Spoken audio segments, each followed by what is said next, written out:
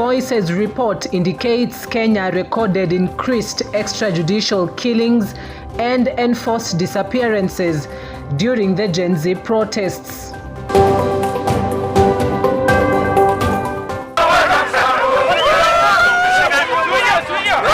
Residents in Bungoma County protest against the privatization of Nzoia Sugar Factory days after a 30 years leasing deal was signed by Jaswant Rai.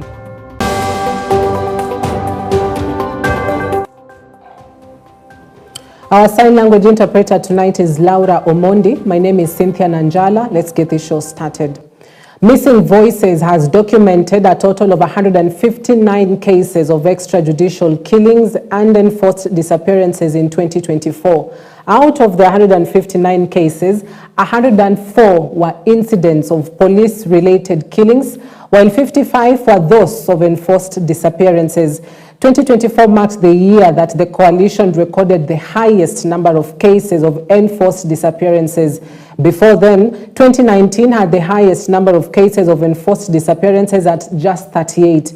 2024 saw an increase of 24% of cases of enforced disappearances and police killings compared to 2023. Disappearances increased by 450% from just 10 cases in 2023 to 55. Most cases of extrajudicial killings took place during the Gen Z demos between June and August, with June recording the highest number of cases at 38, 11th July cases, and on 9th of August, bringing police killing cases to 58 during the protest period. The report comes with a sharp increase of the extrajudicial killings and enforced disappearances, demonstrating a worrying trend of state-sponsored intimidation and suppression. When you get those kind of torture, when you get those kind of killings coming out as state-sponsored, it should be something that should be worrying to every one of us. Out of the 60 deaths, actually, as you're speaking now, 22 files have been completed. 22 have been completed, and there's actually a files with DPP for murder, for manslaughter against police officers. And so it's up to the DPP now to fast track reading those files and making a decision on those 20 files, which are actually now, 22 files, which are with the DPP. Senators on Wednesday afternoon did not hold back against National Treasury Cabinet Secretary John MBADI for missing a scheduled appearance at the Senate, as has been the norm for members of Cabinet.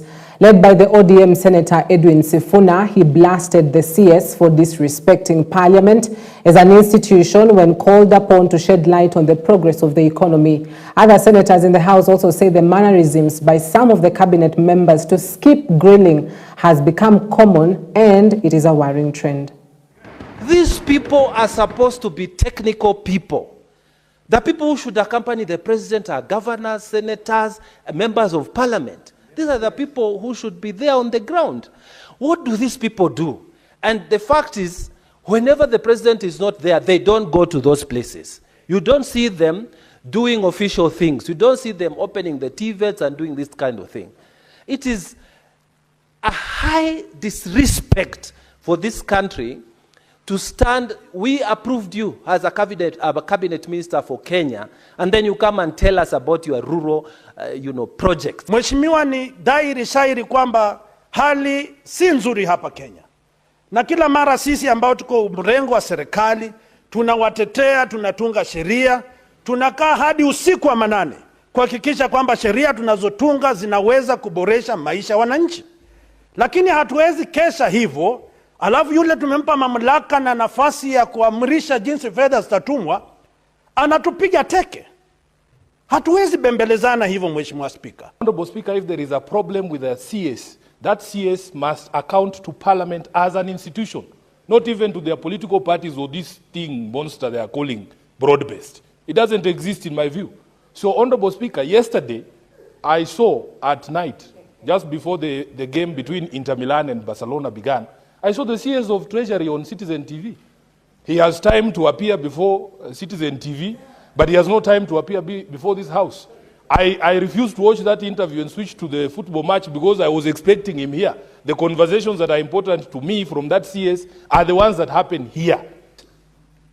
Clever by a half, in the sense that his excuse was he was attending cabinet. And you can see he was not in cabinet. He was in a rally. If this parliament is not going to rise, let me tell you, what is happening in the broad-based government is not going to be any different with what we saw in the Grand Coalition. Once people who have been opposing each other come together, Mr. Speaker, in the executive, it is Parliament that can call them to order.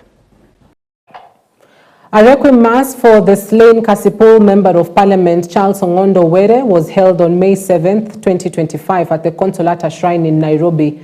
The service was attended by top government officials, members of parliament and parliamentary staff to pay their tributes. Leaders present called for speedy investigations to bring the perpetrators to book. After the service, the body of the slain lawmaker is expected to be flown to Kasipul tomorrow, May 8th, for public viewing, ahead of his burial the following day at his rural home. Ongondo will be buried on Friday, May 9th in Kachien Village, Kasipul constituency. All we want is justice for Dad. I know there are 4 suspects that were apprehended, but we not only want to know the people who did it, we also want to know the people who sponsored it, the people behind the scenes, the people calling the shots. I want to encourage each one of you to submit back your security details for vetting, for us to get to know what kind of security you have. Kikulacho kinguone mwako. Kwa sababu mtu ambaye angepiga risasi 5 kwa mpigo na askari aliye ndani ya gari asirudisha hata moja, lazima tujiulize nini? Lazima tuambiwe ni nani, sababu gani? Hata kama mmekosana na mtu kivipi, tafadhali wacha kuua yeye. Haiwezi kufika wakati ambapo tunasherekea wakati misiba inapata mwenzako. Tunataka kuomba msamaha kama viongozi iwapo tumefanya ama kutenda ama kusema lolote ambalo limepelekea wananchi wa Kenya kutuona ni kama kwamba sisi sio wamoja na nyinyi. By the way, just a follow-up on that particular story is that the DCI have issued a warrant of arrest to Philip Nahashon Aroko, and they have demanded that he surrenders immediately to the nearest police station. That is a report that has just come into the newsrooms about 30 minutes ago, where the police, the DCI in specificity, say he is a person of interest in the ongoing investigations in the brutal murder of Honorable Charles Ongondo Were. So the name Philip Nahashon Aroko, his name and picture have been plastered across the social media platforms of the DCI, supposedly as one of the people that is responsible for the heinous crime that was committed against the Member of Parliament. Now, elsewhere, President William Ruto has issued title deeds in Narok County and surrounding areas to resolve long-standing land disputes and foster peaceful coexistence. The head of state says the goal is to ensure Kenyans live in harmony and focus their energies on making meaningful contributions to nation building. President Ruto's remarks came during the handover of title deeds to the residents of Olonkolin as he launched the Narok County 2.5 billion shillings last mile electricity connectivity project, which will connect 15,000 households to power. Nimekuja hapa kwa sababu ya mambo ya stima. Mumeona hapa nje tumeanzisha stima leo ya kupeleka stima kwa manyumba ya wananchi mashinani. Wananchi wengine familia 15,000 zitaunganishwa stima, na tumeweka pesa ya serikali bilioni 2.5 kuhakikisha kwamba stima inafika kwa manyumba ya wananchi, kwa sababu stima sio starehe ya matajiri, ni haki ya kila mwananchi wa taifa letu la Kenya. Sisi, hasa mimi kama kiongozi wa taifa hii, nimeamua ya kwamba hatutaki tena siasa ya ukabila na chuki na migawanyiko. Ndio sababu hiyo nikaunda serikali ya broad based, kuleta wale tuliopiga kura na wao na hata wale hatukupiga kura na wao tuungane, kwa sababu umoja ni nguvu. Tunataka tuunganishe watu wote wa Kenya. Ndio, na hiyo mambo yote ambayo imefanyika, ambayo inafanyika sasa na ambayo itafanyika, lazima tuipatie kipaumbele. Hatuwezi kuwa taifa la kupiga campaign kutoka Januari mpaka Disemba, kutoka uchaguzi mmoja mpaka uchaguzi mwingine. Na mimi naomba tukubaliane ya kwamba sisi tutakuwa kwa kazi, wale watu wanapiga siasa waendelee na mambo yao. Tunakubaliana jambo la... Na mumeamua, mumeona jana pande ile ya Narok, so mumeona watu wameamua na wamesema 2027 tunachagua nani? William Samoei Ruto wakiwa na Kindiki. Sawa sawa. Mambo ya ukabila si nimemaliza hapa Narok. Let no one fool you that the campaigns are not yet here. They're here and they're in full gear. Now, Malindi residents in Kilifi County braved the chilly weather just as other Kenyans as they turned up in large numbers to defend the National Government Constituency Development Fund and the National Government Affirmative Action Fund, saying they have greatly benefited from them. The Legal Council in the National Assembly, led by Lynette Otieno, joined the NGCDF Coast Regional Coordinator Stella Kayo and Malindi NGCDF Fund Manager Johnson Karanja in guiding members of the public on how to present their views in writing, just as it has happened across other parts of the country. The establishment of an independent committee at constituency level, headed by the Deputy County Commissioner, who has no political interest, to handle and implement projects that has been agreed in public participation. Develop the funds to sub-location and village levels. Number 3, separate funds for bursaries, channel to schools, and allow free and compulsory education. 4, the MPs totally delinked from controlling these funds. MPs remain with their constitutional mandate of oversight, legislation and representation. Hii pesa imetumika kuweaponize the fund, ambapo wenye huegemei kwa mjumbe, wewe unakuwa wanakutoa hewa, hauna sauti. So the fund is not serving the whole community fairly. There is no equity about this fund. Ilipoanza walipatiwa MPs wajumbe kuja kuwa wale kamati ya ofisi. Kwa hivyo hawana namna ya kuongea ama hawana ruhusa kupinga yale mjumbe amesema, kwa sababu tumeambiwa mjumbe ndio patron, lakini kindani yeye ndio ana the show. Mjumbe wetu yeye amesaliti watu walio wachache, na hiyo bill mimi ninapinga kama mama, kwa sababu mtoto mpumbavu ndio mzigo kwa mama. Wengi wameumia wako nyumbani wasomi kwa sababu wewe umekemea sehemu zingine. Kwa hivyo mimi naomba kwamba mambo ya basari iende kwa Ministry of Education, watoto wasome free kutoka nursery mpaka university. CDF imeanza, lakini kule kwetu nafikiria tunaongea juu ya CDF na sisi hatujui maana yake. Ya kwanza, kwa sababu CDF yenyewe imekuwa managed by one individual na imekuwa ni property ya one family, ili hii pesa ya NGCDF irudishwe na ikawanywe katika ile wizara inayosimamia wizara zingine. Wakazi wengi kutoka maeneo bunge ya Kabuchai na Sirisia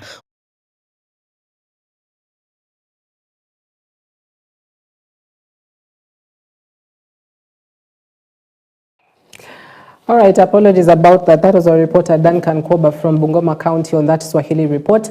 But the views that you've had there largely represent what has been happening across various counties. This is an exercise that kicked off on Monday across all 47 counties, across all 47 women representatives offices, Kenyans coming in to give their views on the NGCDF as well as NGAF, what we call the National Government Affirmative Action Fund. Even as they seek to amend the constitution in the Kenya Amendment Constitution Bill of 2024 to entrench CDF into law. So we'll be keeping tabs with the public participation process as well as the steps ahead for this particular bill.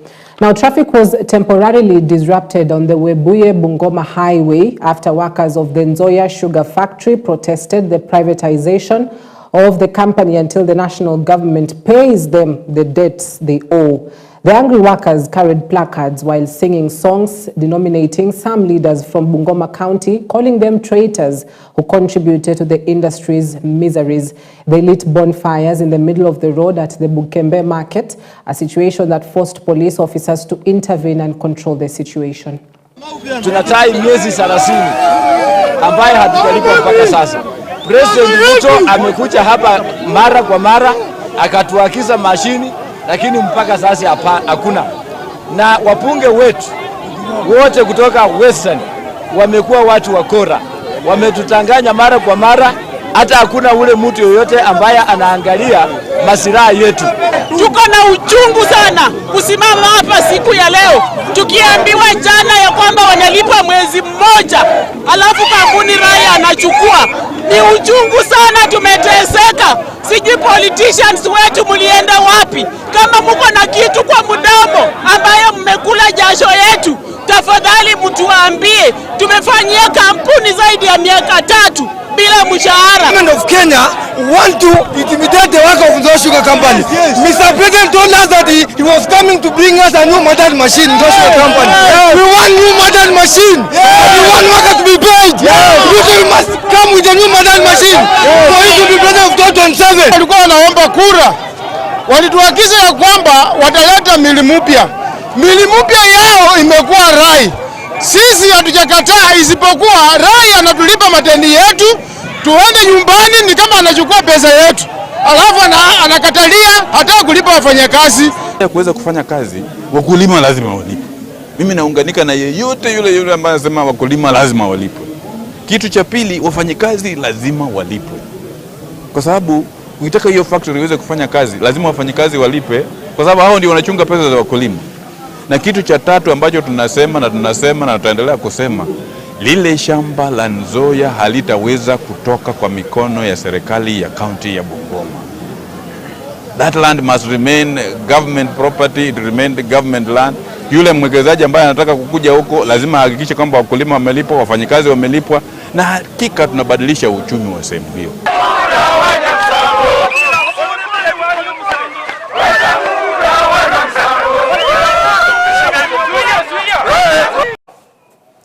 A Kenyan court has sentenced 4 men to 1 year in prison or pay a fine of $7,700 actually for trying to smuggle thousands of live ants out of the country. The 4 suspects, 2 Belgians, a Vietnamese and a Kenyan, were arrested last month with 5,000 ants at a guest house in the western town of Naivasha.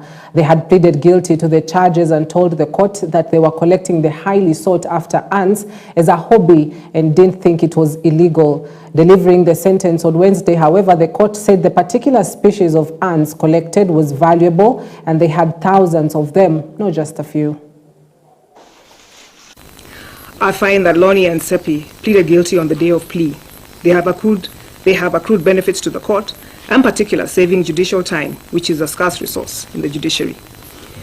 Section 95C of the Wildlife Conservation and Management Act has a mandatory minimum fine for this offense. Lonnie and Sope have shown remorse and plead with the court for a chance to put this case behind them and move on with their lives. Sentencing, please stand. Lonnie and Sepe, please stand. In conclusion, Lonnie and Sepe are sentenced to pay a fine of 1 million each. In default, they will each serve 12 months in prison. Sit down. Sit down. There are 14 days right of appeal. return of exhibits upon payment of the fine or completion of the prison term, whichever comes first, and if there is no appeal lodged within 14 days, the personal items produced in Exhibit 1B belonging to Lonoy and the personal items produced in Exhibit 1C belonging to Sepe to be returned to each of them respectively by the investigating.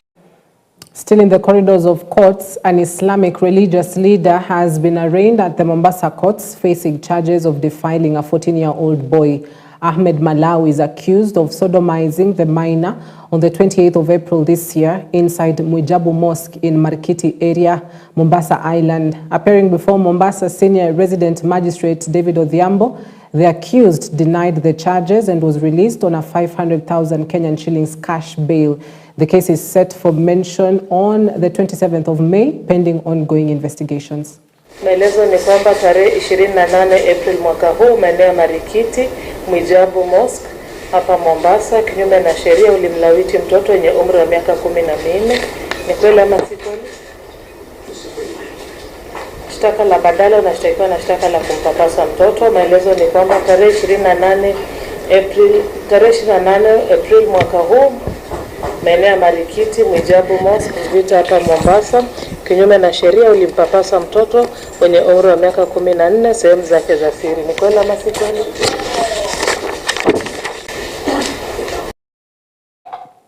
All right, from the corridors of courts, allow us to take a quick breather right here on EBN Prime Edition. Stay with us. We'll be back shortly with more news making headlines. Don't touch that dial. Government has taken a bold step towards digital transformation in public administration with the launch of the Kenya Regional Administration and Management Symposium in Mombasa, spearheaded by the State Department for Public Service and Ministry of ICT and the Digital Economy. The symposium brought together stakeholders to explore the growing impact of artificial intelligence, AI, in government operations. Speaking during the opening ceremony, the Deputy Head of Public Service, Amos Gadesha, emphasized the critical role the public service plays as the engine of the government. We are in the early stages of a major transformation from human-only systems to human hybrid systems, where public officers work alongside intelligent machines to deliver better, faster, and more targeted services. This is not just about replacing the public servant. It is about retooling and empowering them to deliver in an environment where data, automation, and real-time analytics drive decision-making. We are entering a new frontier where policy, leadership, and technology must align. This calls for a new mindset across the public service, one that embraces change, innovation, and continuous learning. In an era of rapid digital transformation, citizens demand of us efficiency. The citizenry demand of us accountability and transparency within all our government institutions.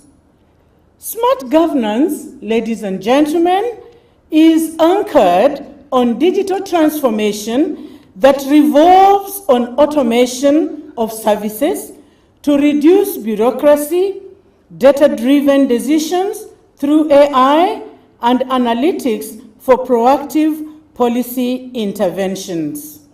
We should remain cognizant of the challenges that AI brings, which means the AI we speak of in public service should be tied to some ethical pillars, some ethical strategies, a conduct under which we have to exercise that AI.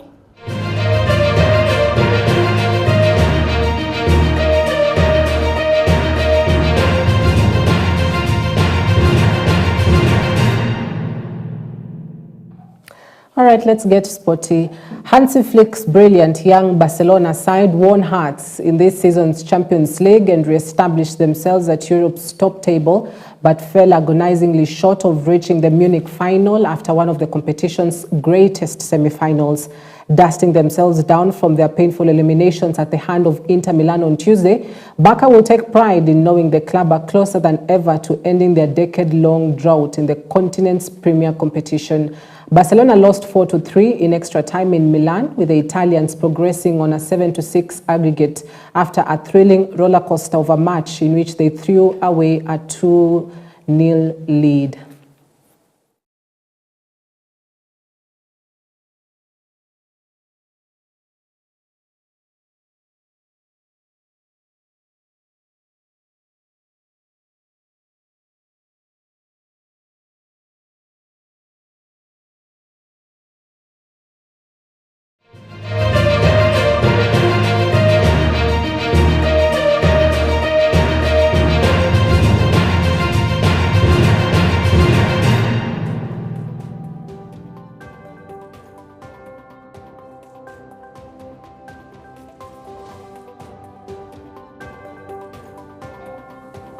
You know, football legend Thierry Henry says this is the best game he's watched in a long time after that thriller last night, you know, pitting Inter versus Barcelona. I wonder what he'll have to say tonight now that his team, he was part of Arsenal team a couple of years ago, and so PSG face Arsenal tonight. Remember, PSG are on a 1-0 lead on aggregate after scoring 1 goal last Wednesday. So it is promising.